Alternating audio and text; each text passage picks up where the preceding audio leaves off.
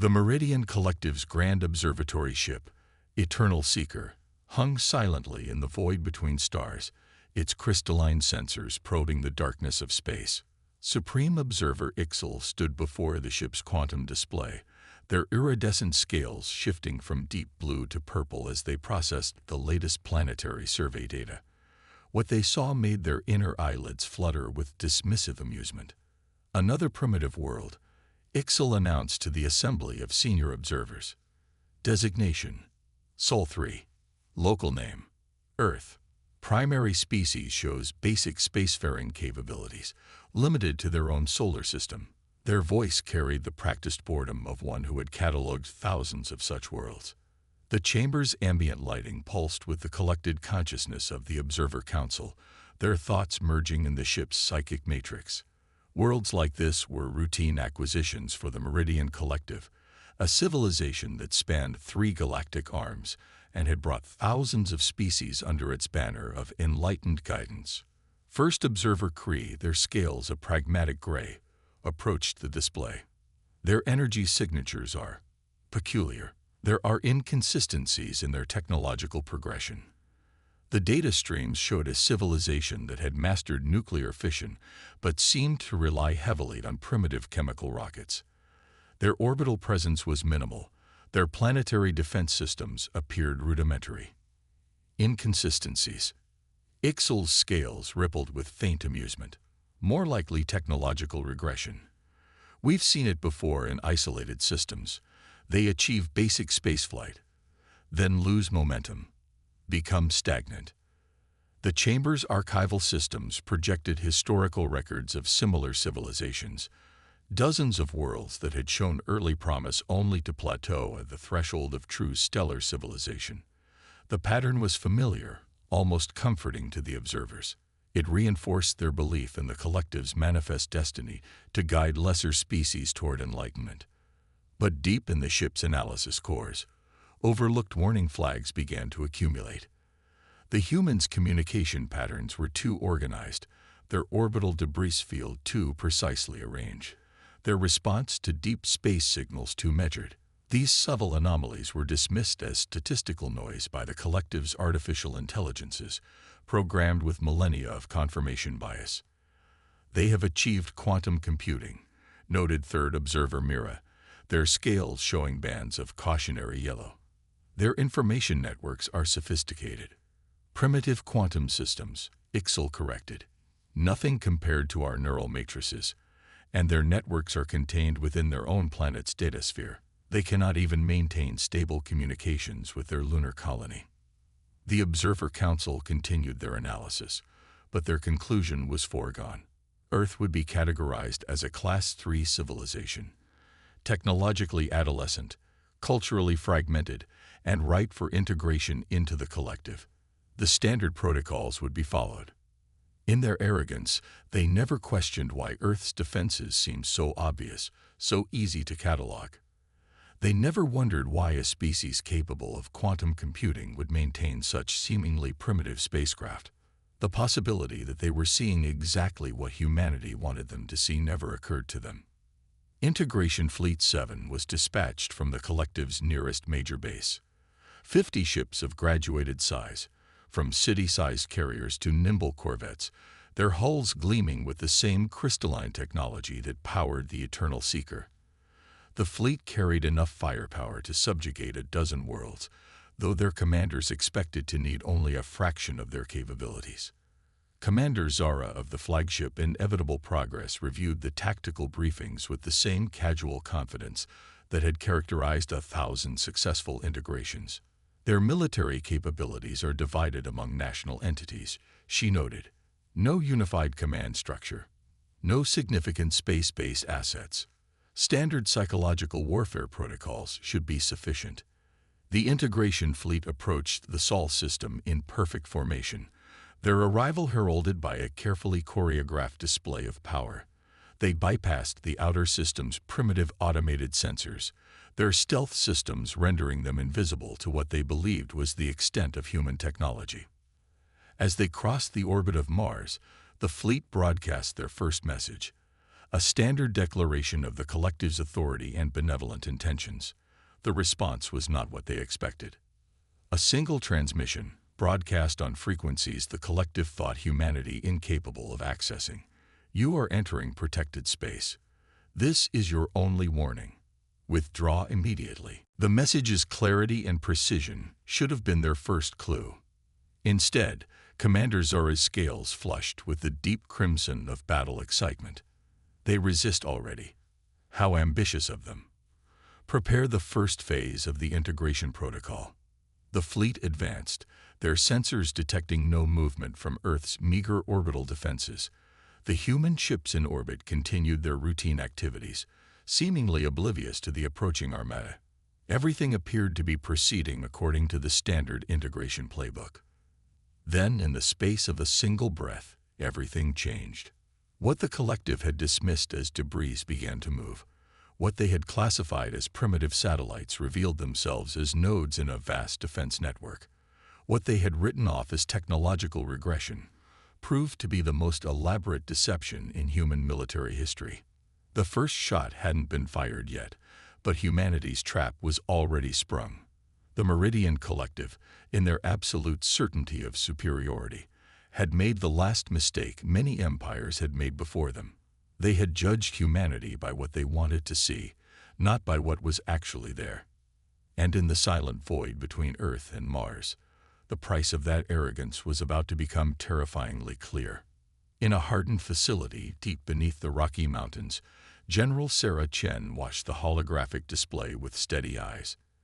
Decades of preparation had led to this moment. The alien fleet, exactly as arrogant as humanity's psychologists had predicted, was advancing into the kill zone. Silent Guardian status, she asked, her voice calm despite the weight of what was about to unfold. All systems nominal, reported Colonel James Okonjo, his fingers dancing across quantum blast displays. Defense grid is fully powered but dormant. Masking protocols holding steady. The Meridian fleet is reading exactly what we want them to read. The command center hummed with controlled tension. For 30 years, humanity had maintained the greatest deception in its history. While showing the galaxy a facade of primitive technology and divided nations, Earth's true capabilities had grown in secret. Every satellite launch had carried hidden payloads. Every piece of space debris was a carefully positioned weapons platform. Even the seemingly primitive chemical rockets were part of the masquerade. Multiple targeting solutions acquired, announced Captain Maya Rodriguez from her weapons station. Their shields are configured exactly as our probes predicted. They're not expecting any resistance until they reach low orbit. The Meridian fleet's formation was perfect, their confidence absolute. They had no reason to doubt their superior technology, no cause to suspect that humanity had long since surpassed them in many areas.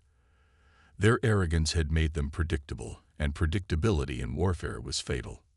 General Chen opened a secure channel to the United Earth Defense Council. All members present. The quantum encrypted feed showed faces from every continent, the true leadership of a unified Earth that had hidden its unity from alien eyes for generations. President Zhao of the Council spoke for them all. Proceed with the defense protocol, General.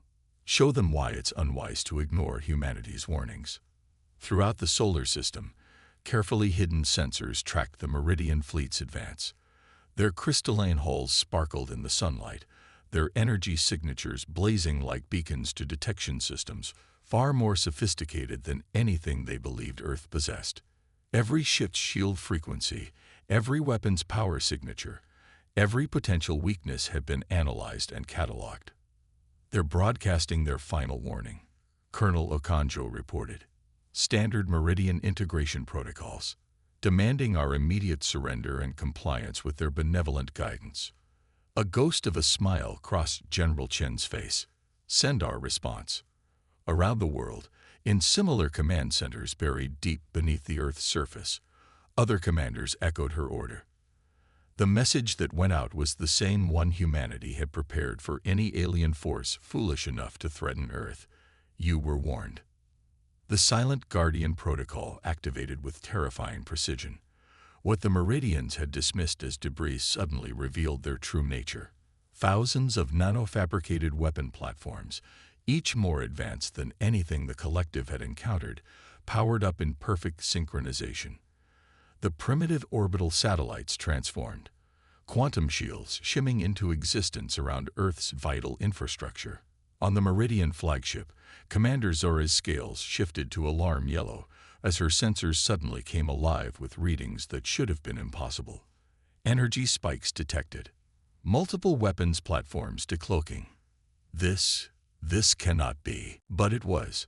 The trap humanity had spent generations preparing was now complete.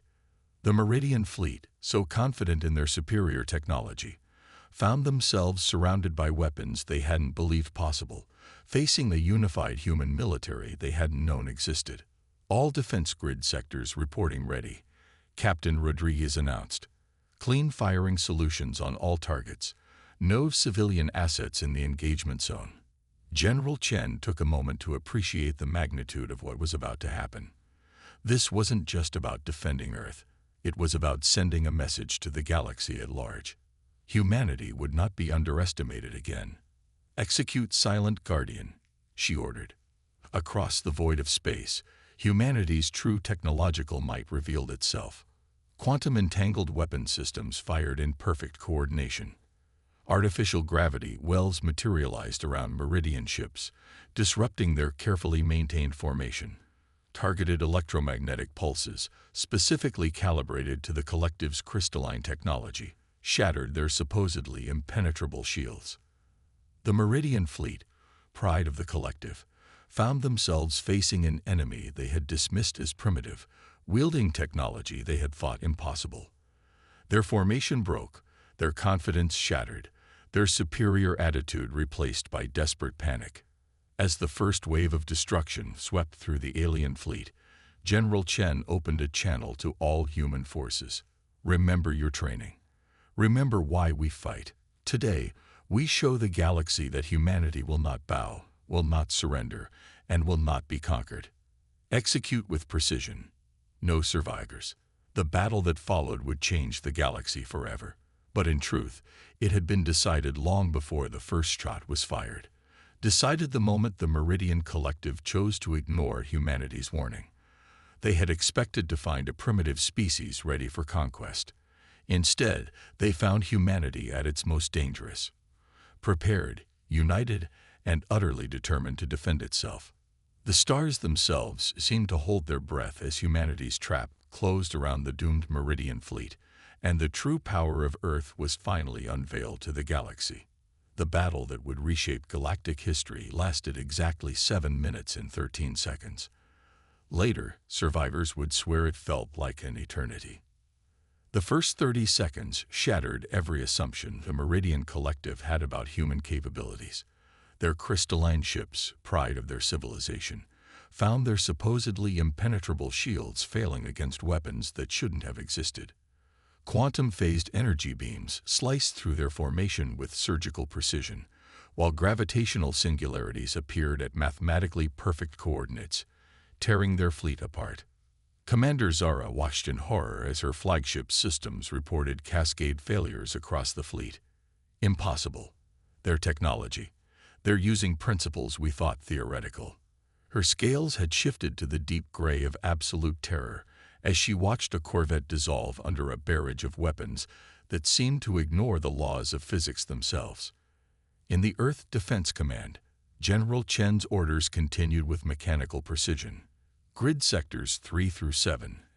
Execute containment protocols. No debris reaches Earth orbit. No ships breach the inner defense perimeter. The space between Earth and Mars had become a killing field. Human weapon platforms, hidden for decades in plain sight, demonstrated devastating effectiveness. Each shot was calculated to not just destroy, but to eliminate any possibility of surviving technology being salvaged. The Meridian Fleet's formation, once perfect, had devolved into chaos. They're attempting to open jump points, Colonel Okonjo reported, his hand steady on his console despite the magnitude of destruction they were unleashing. Quantum interference fields holding steady. No escape vectors available. The Meridian ships' attempts to retreat proved futile. Humanity had studied their FTL technology for years, developing countermeasures before the collective even knew Earth existed. The aliens found themselves trapped in normal space, their every escape route blocked by fields of energy that turned their own jump drives against them. 3 minutes into the battle, the Meridian fleet lost all semblance of coordinated response. Individual ships began breaking formation, some charging desperately toward Earth, others trying to flee toward the outer system. None succeeded. The human defense grid's response remained methodical, precise, and utterly lethal. Flagship attempting to broadcast surrender, Captain Rodriguez announced, her voice professional despite the gravity of the moment. They're offering immediate withdrawal and recognition of Earth's sovereignty. General Chen's response was cold. The time for diplomacy ended when they ignored our warning. Continue the engagement. On the Meridian flagship, Commander Zara watched her fleet die. Ships that had conquered dozens of worlds were being systematically destroyed by weapons that defied their understanding. The humans weren't just winning. They were demonstrating a level of technological superiority that shattered the collective's entire worldview. How? She whispered, scales now white with shock. How did we not see? The answer, had she lived to learn it, was simple. Humanity had spent generations preparing for this moment. While showing the galaxy a facade of division and technological backwardness, Earth's unified defense forces had developed weapons and defenses that leapfrogged conventional technological progression. Every apparent weakness had been carefully crafted. Every seeming vulnerability had been a trap. 5 minutes into the battle, 3/4 of the Meridian fleet had been destroyed. The remaining ships, their crystalline hulls cracked and failing, could no longer maintain even basic defensive positions. Human weapons continued to strike with precise, devastating effect, each shot calculated to ensure total destruction. Enemy fleet combat effectiveness at 0, Colonel Okonjo reported. Remaining ships have lost all offensive capabilities. Execute final containment, General Chen ordered. No survivors, no salvageable technology. The galaxy needs to understand that threatening Earth has consequences. The final 2 minutes of the battle were perhaps the most terrifying for the surviving Meridians. They watched, helpless, as humanity's weapons systematically eliminated every trace of their fleet. Ships weren't just destroyed. They were broken down at the molecular level, ensuring no advanced technology could be recovered. 7 minutes and 13 seconds after humanity's defense grid activated, space returned to silence, where once a mighty fleet had hung in the void. Only dissipating energy readings and scattered atoms remained. The greatest armada the Meridian Collective had ever assembled had been completely erased from existence. In the Rocky Mountain Command Center, General Chen opened a channel to the Defense Council. Silent Guardian Protocol complete. Meridian fleet eliminated. No survivors. No salvageable technology. No civilian casualties. President Zhao's response was somber. The galaxy will note our response. Let them learn from the collective's mistake. Humanity will not be threatened. We will not be conquered. And we will not show mercy to those who ignore our warnings. As cleanup operations began, retrieving even the microscopic debris to prevent any technology from falling into other hands, humanity's message to the galaxy was clear. The primitive species the Meridians had dismissed had revealed itself to be something far more dangerous. A civilization that had spent generations preparing for war while presenting an image of peace, that had developed in secret while showing weakness, and that had just demonstrated its willingness to utterly destroy those who threatened it. The 7 minutes of fire, as the battle would come to be known, marked humanity's true emergence onto the galactic stage. Not as the primitive species the Meridians had dismissed, but as something far more terrifying. A civilization that had orchestrated its own underestimation and then used that deception to devastating effect. The destruction of the Meridian fleet sent shockwaves through galactic civilization. In the great assembly halls of the collective's capital world, Crystalline Prime, panic spread like a quantum cascade failure. High Chancellor Vex, their scales cycling through patterns of distress, never before seen in public, addressed the emergency session of the collective's ruling council. The impossible has happened. Integration Fleet 7 has been completely destroyed, not defeated, annihilated. No survivors, no debris, nothing. The assembled counselors' collective consciousness rippled with disbelief and terror. Integration Fleet 7 had represented the pinnacle of Meridian military power. Its destruction was unprecedented in their 10,000 years of expansion. How? Demanded Counselor Trell, their scales pulsing angry red. How could a primitive species confined to their own solar system possess such power? The answer came from an unexpected source. Dr. Lan, a xenoanthropologist who had long studied Earth from afar, stepped forward. Their scales showed the deep green of revelation. They deceived us, all of us. Every primitive rocket, every clumsy satellite, every apparent technological limitation, it was orchestrated. A masterpiece of misdirection on a galactic scale. Across the galaxy, other civilizations watched and recalculated. The Arcturan Dominion, which had been planning its own expansion toward Earth's sector, quietly recalled its fleet. The Sirius Confederation, longtime rivals of the Meridians, sent secret diplomatic overtures to Earth. The balance of power was shifting, and every species knew it. On the trading world of New Singapore, where 1,000 alien species conducted commerce, rumors spread through quantum networks and telepathic channels. Footage of the battle, or rather, the complete absence of the Meridian fleet, became the most traded data package in history. Species that had dismissed humanity as irrelevant now scrambled to understand their true capabilities. They let us underestimate them, a Praxian merchant whispered to his colleagues in a secure quantum conference. They encouraged it. Every report, every survey, every analysis. They shaped our perceptions with surgical precision. The greatest deception wasn't their technology. It was making us think they were primitive in the first place. In the diplomatic quarter of Crystalline Prime, ambassadors from 100 species demanded emergency meetings. The Meridian Collective, which had dominated galactic politics for millennia, found itself facing a crisis of confidence.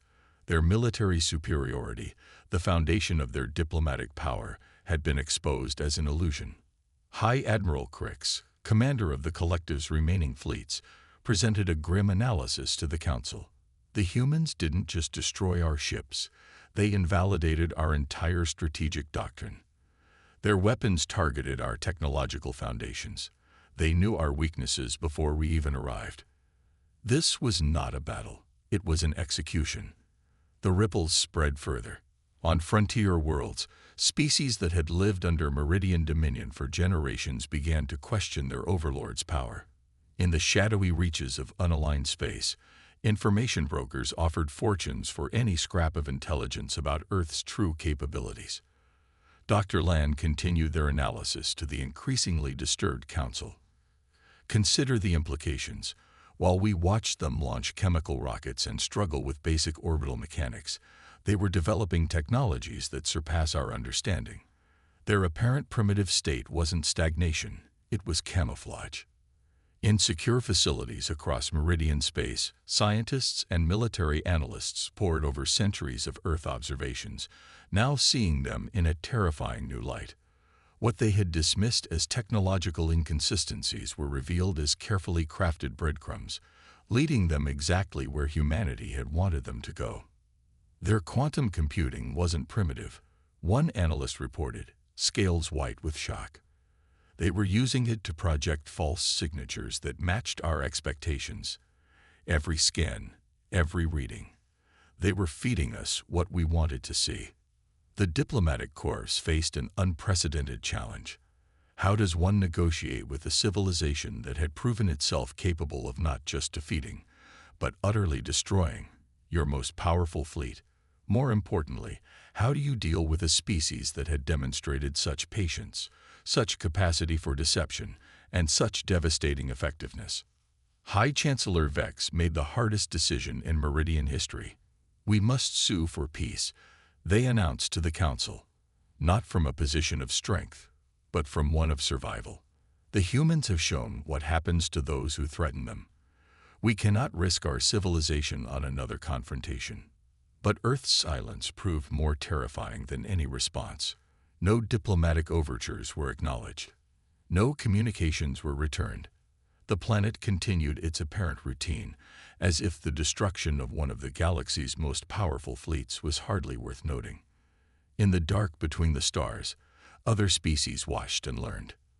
The lesson was clear: humanity was not to be underestimated. They had orchestrated their own dismissal by the galactic community, built their strength in secret, and when challenged, demonstrated power that redefined what was thought possible. The galaxy had changed.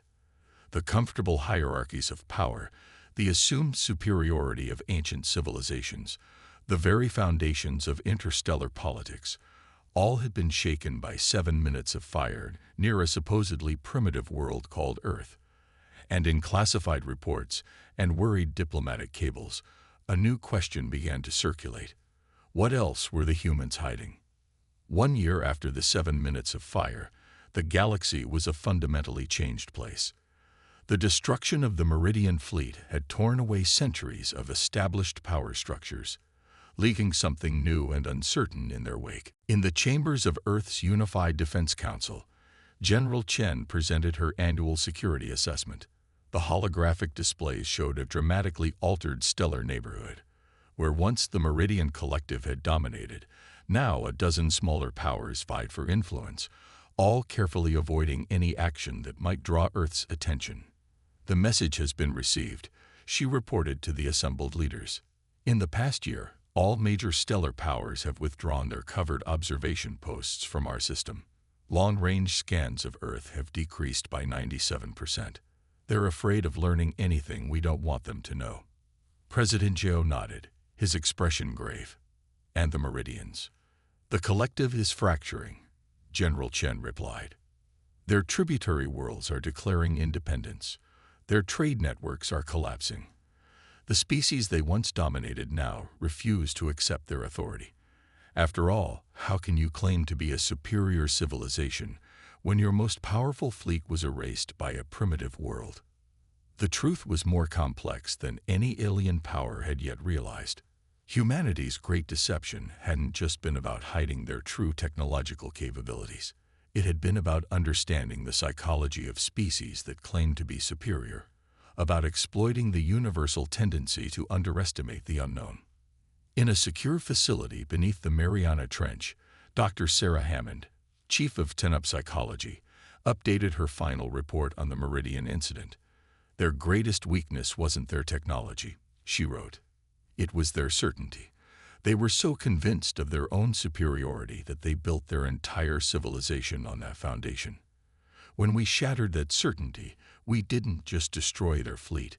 We destroyed their reason for existing. Across human space, the masquerade was carefully being adjusted. Certain technologies were allowed to be visible now, while others remained hidden. Earth had revealed one layer of its capabilities, but many others remained concealed. The lesson of patience and deception had served humanity well. There was no reason to abandon it entirely.